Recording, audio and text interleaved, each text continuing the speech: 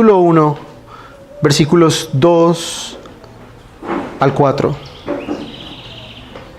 Santiago, capítulo 1, versículos 2 al 4, dice la palabra del Señor: Hermanos míos, tened por sumo gozo cuando os halléis en diversas pruebas, sabiendo que la prueba de vuestra fe produce paciencia. Mas tenga la paciencia su obra completa, para que seáis perfectos y cabales, sin que os falte cosa alguna. Señor, acudimos a ti ahora para la predicación de tu palabra. Hemos cantado, hemos oído tu voz en la lectura pública de las Escrituras, hemos confesado nuestras maldades, rogando y confiando en ti, Señor, que nos darás el arrepentimiento necesario. Ahora nos disponemos, Señor, a oír tu palabra predicada. Te ruego que los corazones de mis hermanos sean alentados, que los corazones de mis hermanos, Señor, sean edificados por tu palabra. Oh Dios, permítenos sentarnos hoy a los pies de Cristo para ser enseñados por Él. Rogamos que tu Santo Espíritu, oh Dios, aplique tu palabra, Señor, en nuestros corazones, primeramente en la vida del predicador y luego en la vida de los que le oyen. Ten misericordia, Señor, del que predica, porque es un hombre débil, pecador. Es un hombre que puede fallar, que erra, pero confiamos estamos que tu Espíritu Santo nos guiará. Y ayuda, Señor, a los que escuchan, porque son tardos para oír, somos torpes para entender y requerimos la asistencia divina para poder no solamente que nuestra mente sea alumbrada, sino que nuestro corazón sea afectado por tu palabra, Señor. Gracias te damos en Cristo Jesús.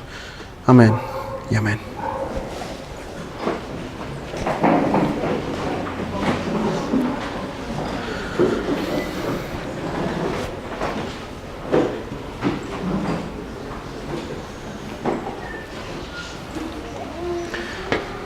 Hemos iniciado nuestra serie en Santiago y durante algunos meses vamos a estar yendo versículo a versículo, capítulo a capítulo en esta hermosa carta, preciosa porción que nos toca en esta mañana.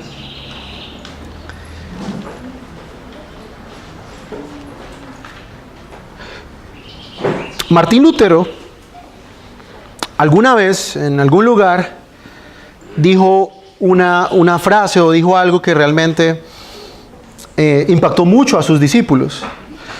Martín Lutero decía que principalmente habían tres cosas que lo habían introducido a él, lo habían llevado a él a meditar más profundamente en la verdadera divinidad, a poder considerar realmente la persona de Cristo, y que él estaba acostumbrado a recomendar estas tres cosas a todo verdadero creyente para que el creyente también las probara. Y la primera es la meditación silenciosa de la palabra de Dios. Lutero decía que a través de esta meditación en la palabra del Señor podía conocer mucho más a profundidad a Cristo. En segundo lugar, la oración perseverante y ardiente junto con esta palabra de Dios. Esto hizo que él conociera más a profundidad al Señor. Y en tercer lugar, dice Martín Lutero, esa tercera cosa que lo había llevado a conocer más a Cristo fueron los ataques externos e internos por causa de la palabra de Dios, es decir, el sufrimiento. Así que esto último, hermanos, el sufrimiento en la vida cristiana es lo que comienza nuestro autor Santiago hablando en su carta a sus oyentes. Tanto para los oyentes de Santiago como para Martín Lutero, una de las formas en que el creyente conocía más a fondo al Señor Jesucristo era a través de las adversidades, a través de las tribulaciones. Ahora, hermanos, lo dije en la escuela dominical, si pudiésemos definir el propósito de la santificación en el creyente, después de que el cristiano ha profesado la fe en su Señor, ¿qué sigue? Después de que la persona viene, confía en Cristo Jesús, se arrepiente de sus pecados, se bautiza, ¿a qué debe apuntar ese creyente? ¿Hacia dónde debe ir él? Muchos aquí en esta iglesia local se han hecho cristianos, han nacido de nuevo, fueron persuadidos por el Espíritu Santo y han creído en la obra de Cristo y en su persona. Muchos se preguntan, bueno, ¿y ahora qué sigue? Después de esto, ¿qué ocurre?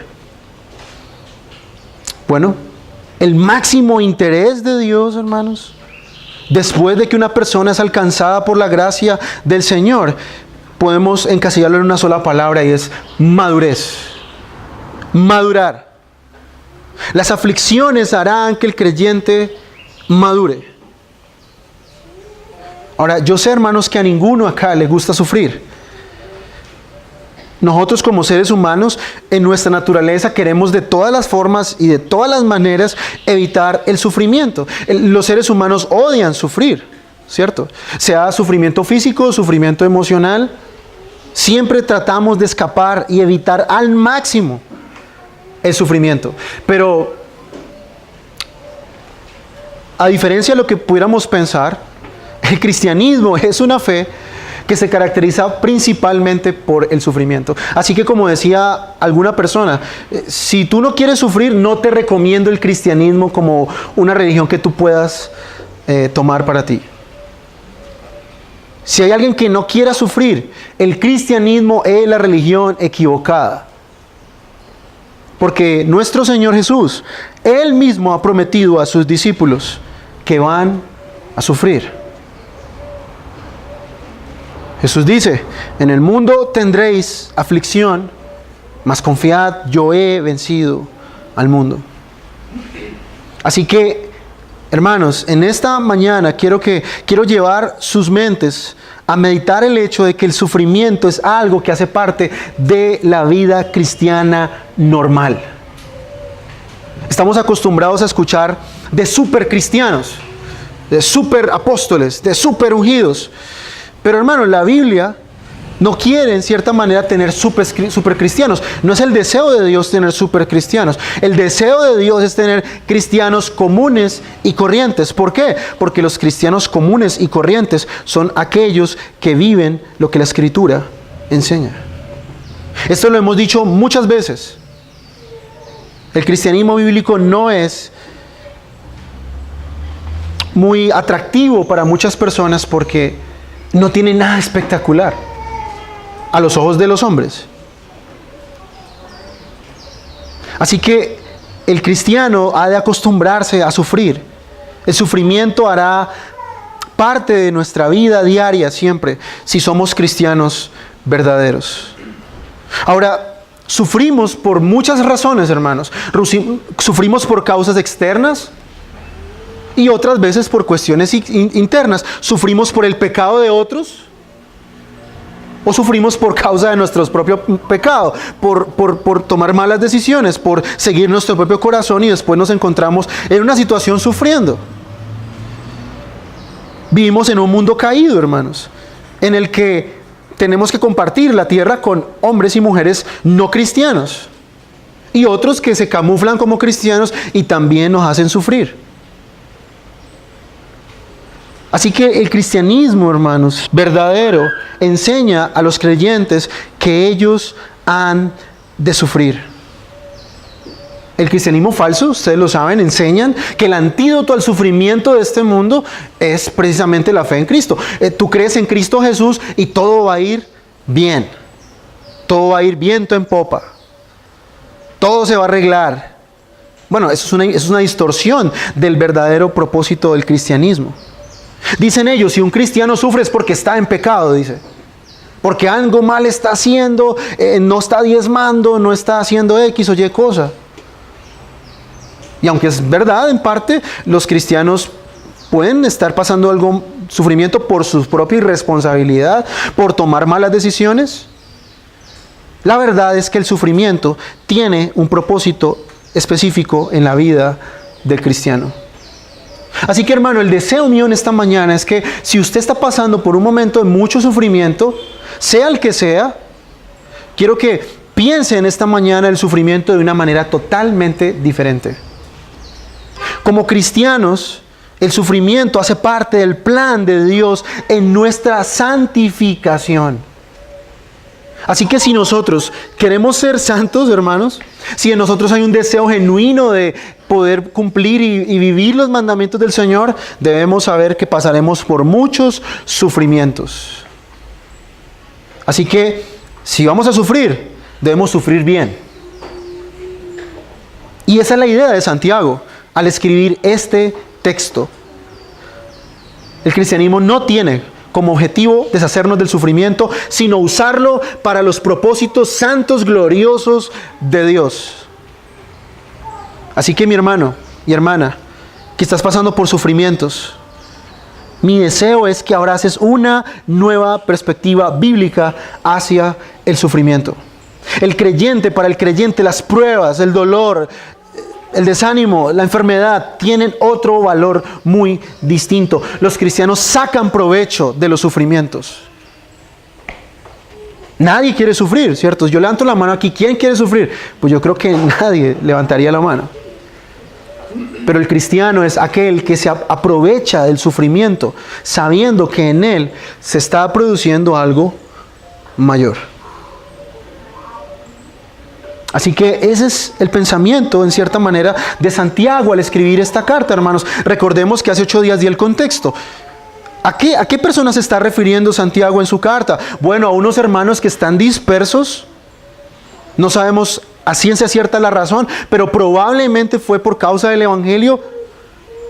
Fueron sacados de su tierra hacia otro lugar y estaban pasando por situaciones muy difíciles que veremos más adelante en la carta. Muchos de ellos, como dije en la escuela dominical, se estaban inclusive trabajando para gente rica que los trataba mal. Estaban pasando una crisis muy fuerte en su fe. Así que Dios escribe a través, o en Santiago, escribe y Dios lo inspira para que estos hermanos dispersos por muchos lugares puedan entender y tener una perspectiva diferente del sufrimiento.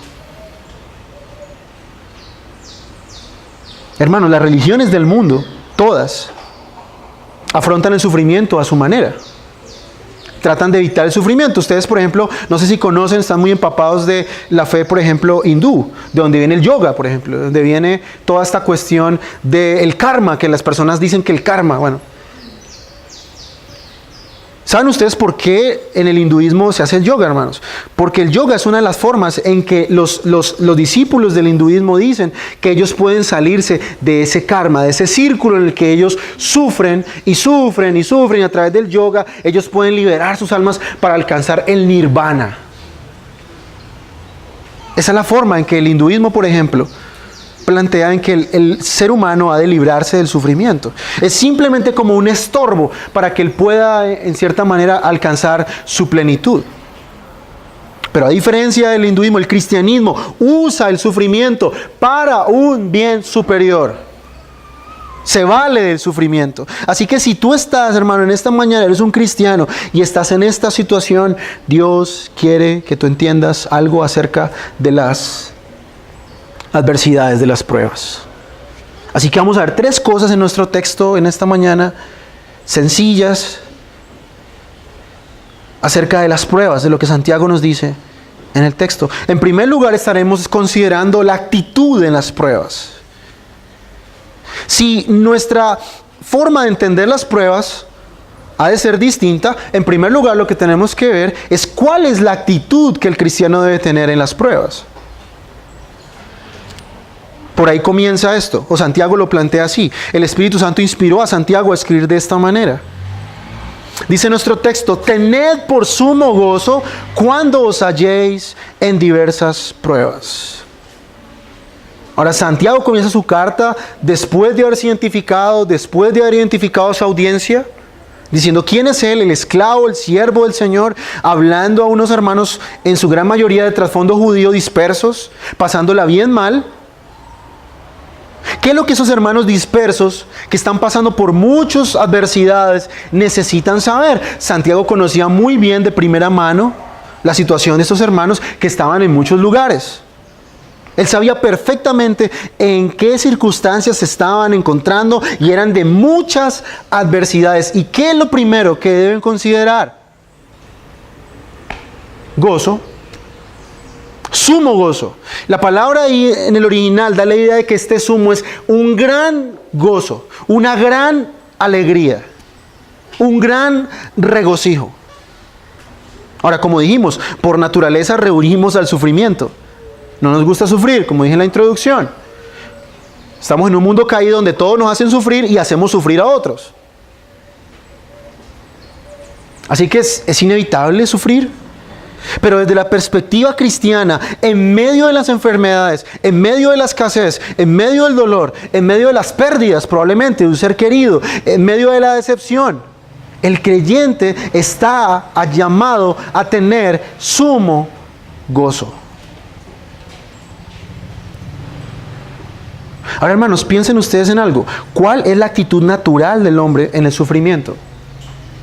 La actitud natural es quejarse, murmurar, lamentarse, echarle la culpa a otro, culpar a otros por mi situación.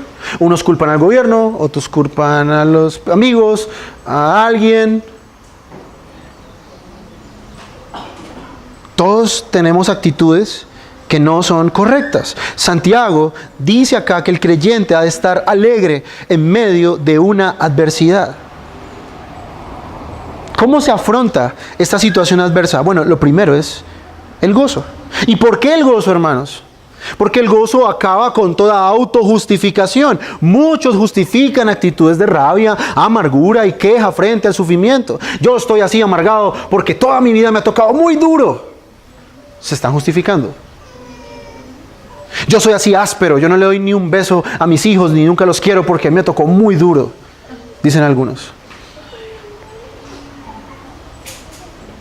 El gozo permite que veamos el sufrimiento como algo, en primer lugar, que es controlado por Dios.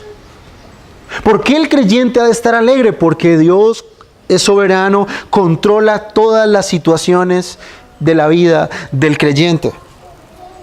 Estamos bajo la providencia, bajo las manos de aquel que controla todo el universo a su gusto. Y yo sé, hermanos, que es difícil no pensar en el sufrimiento. Y yo sé que es difícil a veces pensar, ¿por qué yo? ¿Por qué sufro yo? ¿Cierto? Muchas veces cuando hemos estado en una situación así dura, de una adversidad, decimos, ¿pero por qué me tocó a mí? Hay tanta gente en este mundo, ¿por qué me tocó a mí? Bueno, porque el Dios que orquesta todas las cosas quiso que así fuese.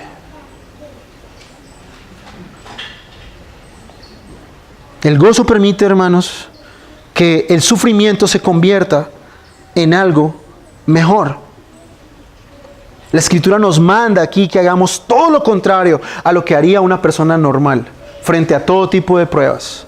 El texto dice después diversas pruebas. ¿Cuáles eran esas pruebas? ¿Cuáles pruebas estaban pasando los lectores de la epístola de Santiago? Bueno, primero sabemos que la pobreza era una de ellas. ¿Cuántos de nosotros nos quejamos por el lugar donde nacimos? Y esto es muy común de los jovencitos.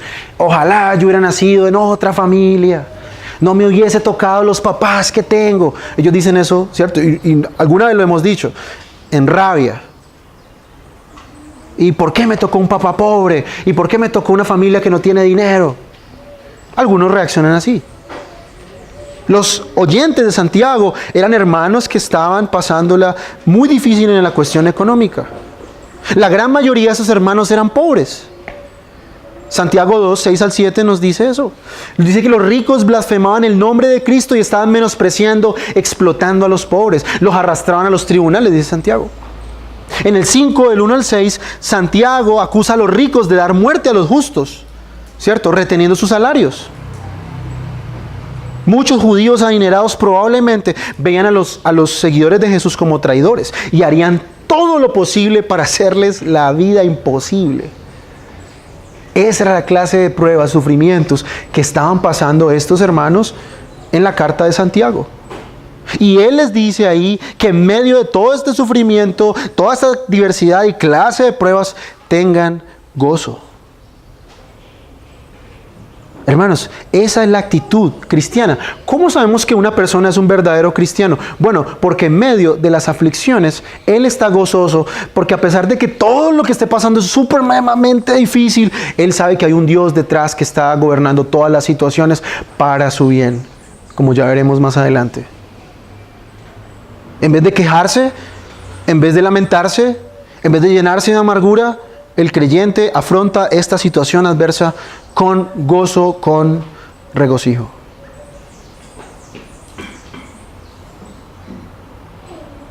Y por otro lado, notemos aquí en el texto que esto es un mandamiento. No es un asunto de sentimientos, ¿cierto? Esto no es como una persona que le da un golpecito en la espalda y dice, no, tranquilo, alégrese.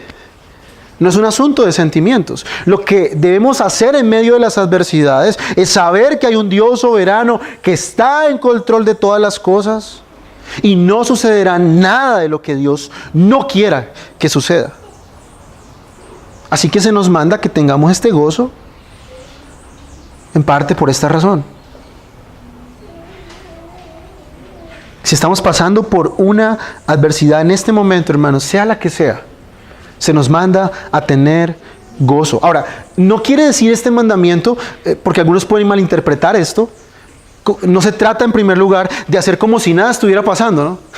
Alguien puede pensar, bueno, entonces me voy a hacer el loco y voy a hacer de cuenta que nada está pasando.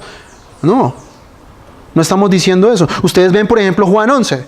En Juan 11 vemos a las hermanas de Lázaro, donde su hermano ha muerto. Jesús sabe que este hombre murió, intencionalmente permitió Jesús que muriera, pero aún así Jesús, ¿qué vemos en el texto? El versículo más largo de la Biblia, Juan 11:35. Jesús lloró. Jesús lloró con ellos. Jesús lo iba a resucitar, claro que sí. Y Jesús actuó de una manera como que, tranquilos, yo tengo todo bajo control, no se preocupen. No, él sabía que lo iba a resucitar, ese era el propósito de que él muriese, para que muchos creyeran en Cristo. Pero aún así Jesús consoló a estas mujeres y lloró con ellas.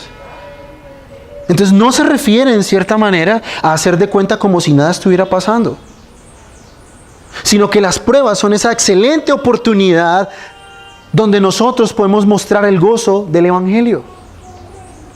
Primera de Pedro 4:12.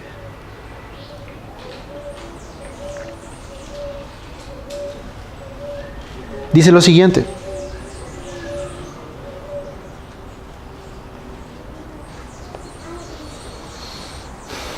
amados, no os sorprendáis del fuego de prueba que os ha sobrevenido, como si alguna cosa extraña os aconteciese, sino gozaos por cuanto sois participantes de los padecimientos de Cristo, para que en la revelación de su gloria os gocéis con gran alegría. Pedro dice unas palabras muy similares a las de Santiago.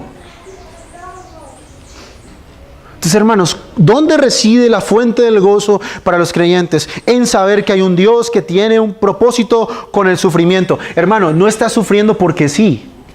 No estás sufriendo porque a Dios se le antoja solo por verte sufrir. Ese es el Dios que muchas personas tienen en su mente. ¿Y dónde estaba Dios cuando pasó aquello? ¿Y dónde estaba Dios cuando murió mi mamá? ¿Y dónde estaba Dios cuando pasó esto y aquello? No, es un Dios que permite el sufrimiento con un propósito.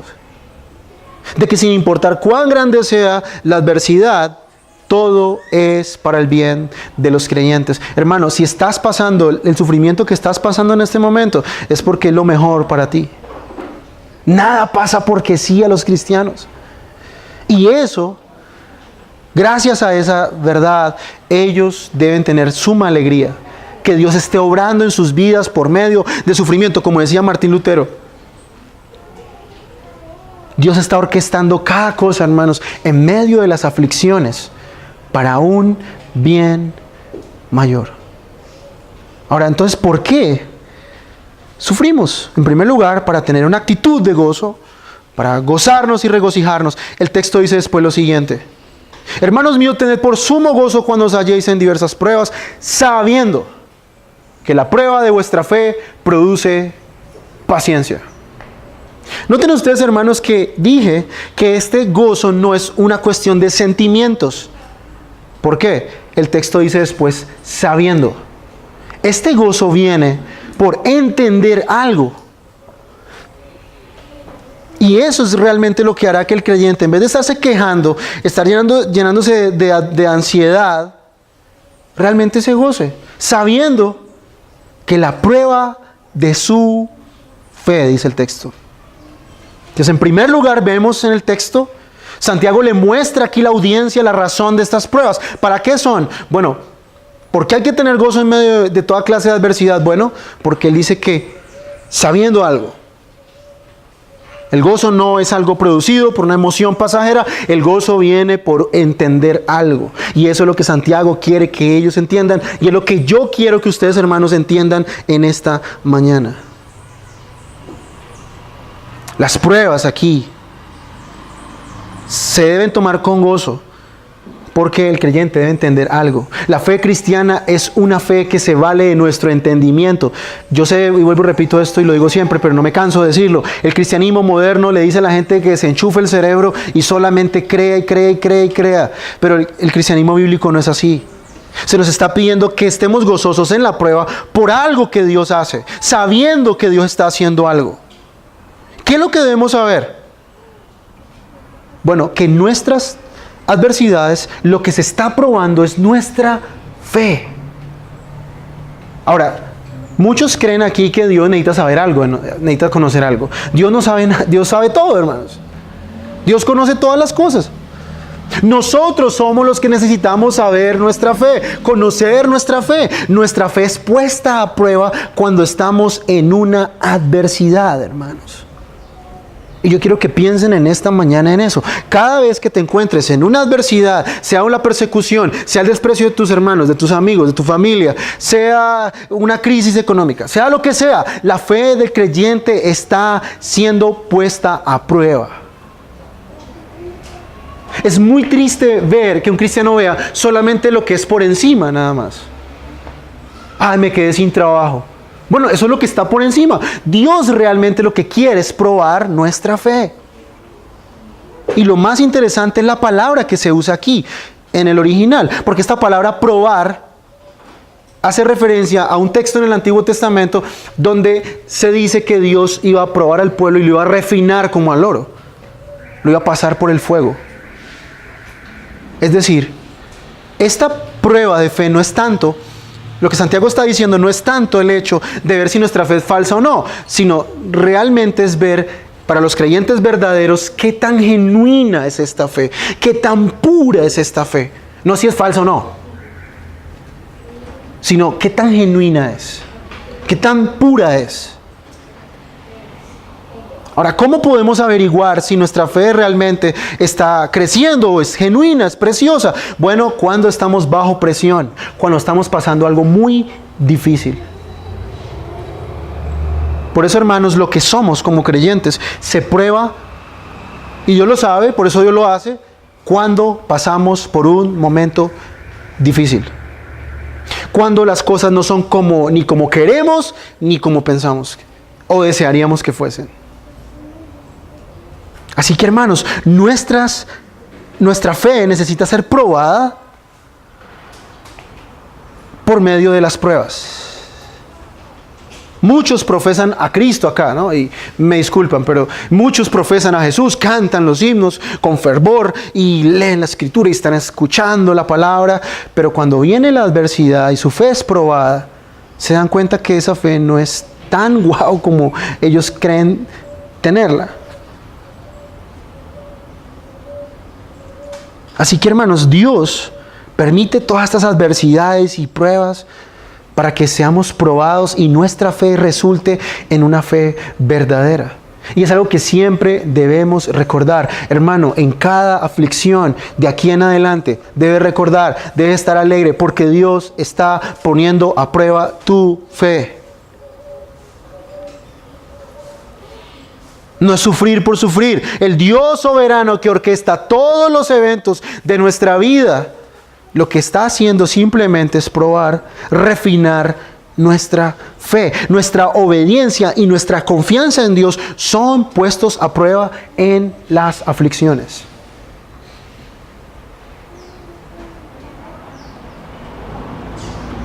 Esa es la razón.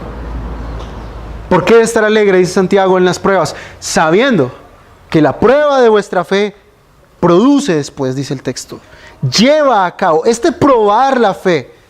¿Qué efecto tiene en el creyente?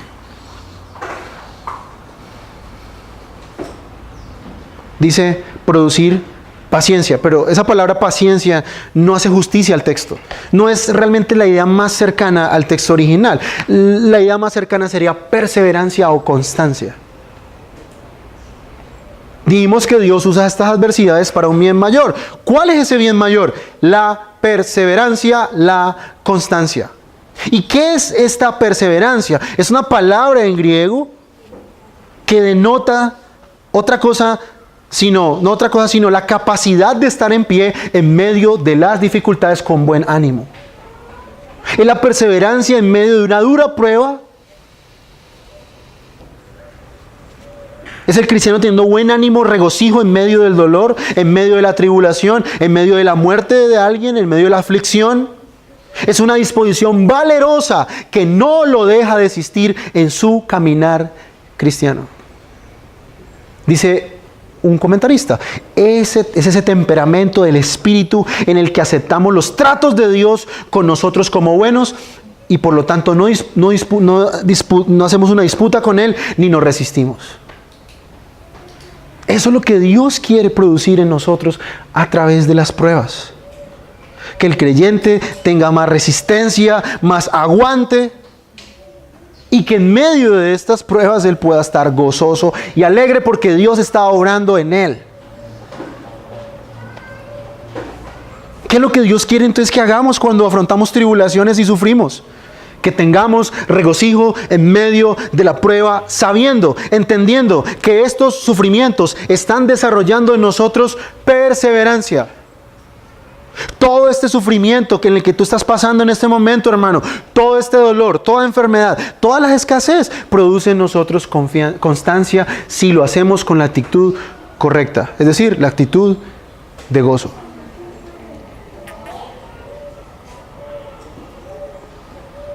Las pruebas tienen este propósito de refinar nuestra fe. El fuego del sufrimiento derrite las impurezas de nuestra fe y hace que sea demostrada como una fe verdadera y pura.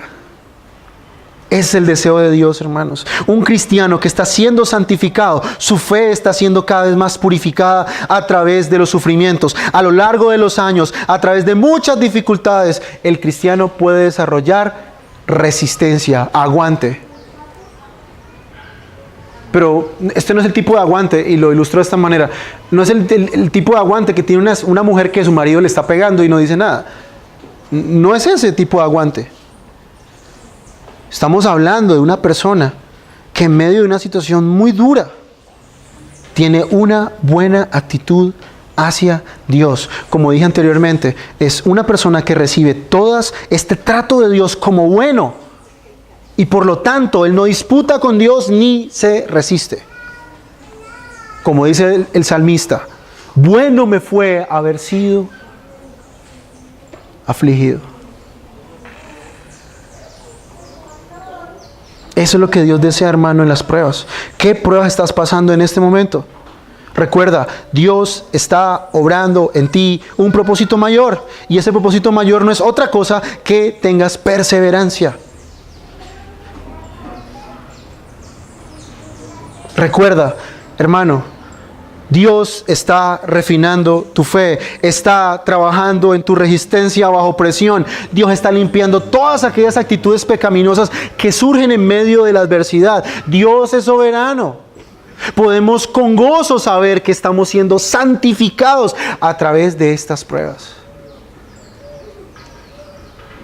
Ahora, hermanos, no hay otra forma de poder madurar y de poder crecer si no es por medio de las aflicciones. Esta es una materia obligatoria en la escuela de la fe.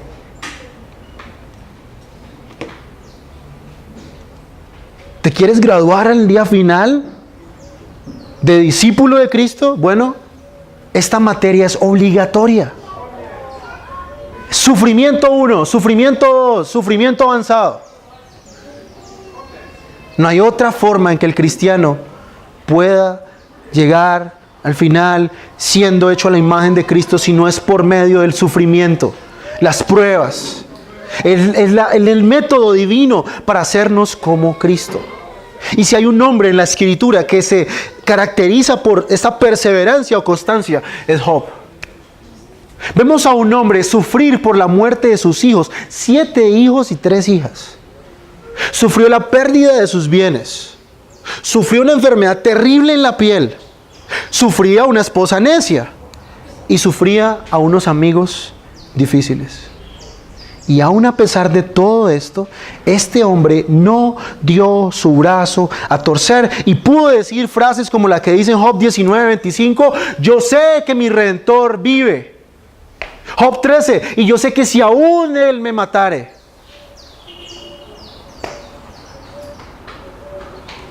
Él tenía toda su confianza puesta en Dios en medio de gran aflicción. Ahora, hermano, yo me pregunto, ¿quién aquí está sufriendo más que Job? ¿Alguno perdió tiene 10 hijos aquí y los ha perdido? ¿Alguien aquí está sufriendo alguna enfermedad grave en la piel que se le esté cayendo todo? ¿Alguien está sufriendo de un esposo o una esposa necia? Bueno, eso sí, de pronto.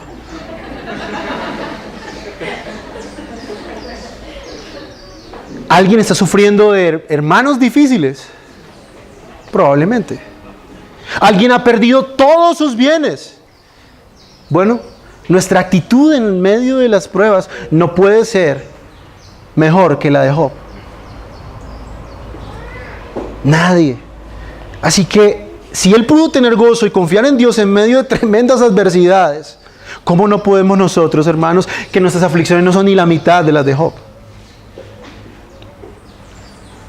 Así que, hermano, piensa en esta mañana. ¿Te has quejado en la mitad de las pruebas? ¿Has tenido una mala reacción al sufrimiento? ¿Has querido escapar al sufrimiento? ¿Has querido correr del sufrimiento? ¿Te has amargado porque tu vida, tu situación en este momento no es lo que tú quisieras? Recuerda, hay un Dios soberano al control de todas las cosas que está interesado en que estés gozoso sabiendo que estas duras pruebas están refinando tu fe. Las aflicciones son el medio por el cual Dios te está santificando. Hay hermanos que, Señor, santifícame. Y trae adversidades. Ay, no, mejor no. Ya no quiero, ya. Mejor no. Dios está perfeccionando nuestro carácter. Así que, hermanos, no podemos, como dice John Piper, me gusta cuando él dice eso, no desperdiciemos el sufrimiento, hermanos. Quejándonos, lamentándonos, culpando a otros.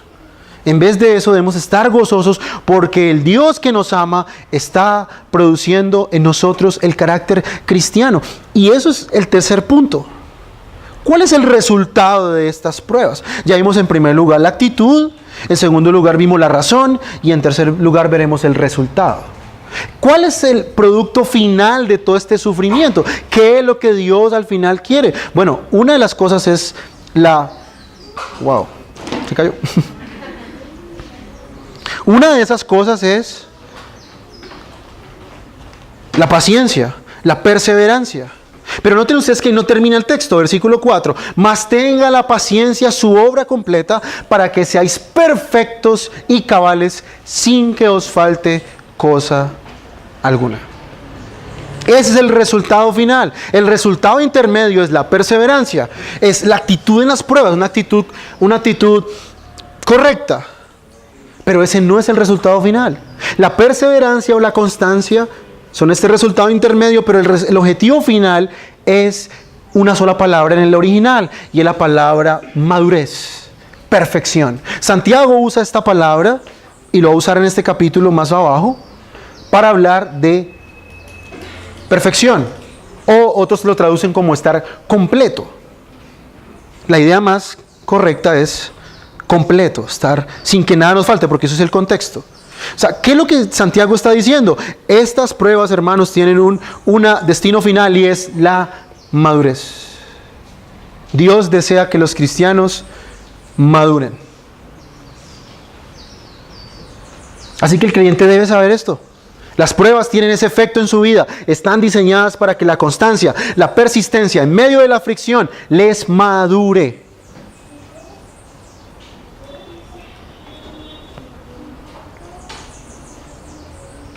Dios está perfeccionándote, hermano. Estás pasando por una grave prueba, una dura prueba. Dios está santificándote. Dios está haciendo que seas maduro. Esta perseverancia llevará al cristiano irremediablemente a irse perfeccionando más y más. Se va produciendo en él más y más madurez. Pero ustedes ven que Dios dice de Job al principio, versículo creo que el 1 o el 2 de capítulo 1 de Job, dice que había un hombre que era un varón perfecto. Es decir, una integridad moral completa. No estamos hablando de perfección moral, porque eso está reservado únicamente para la glorificación. Estamos hablando que el creyente debe procurar hasta donde el más pueda. Póngamelo abajo, por favor. Hasta donde el más pueda colocar, hasta donde el más pueda parecerse a Cristo.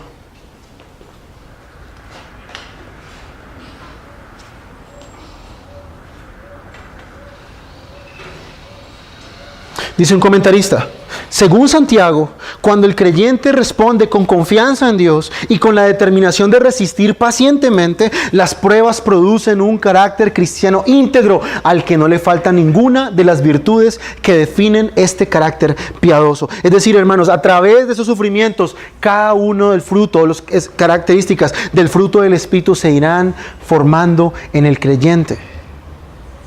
¿A eso se refiere Santiago? Cada una de las pruebas por las que pasamos hacen que desarrollemos algún aspecto distinto del fruto del Espíritu. Así que ese es el deseo de Dios, hermanos. Su madurez. Que usted pueda crecer a la estatura de Cristo. Y usted se puede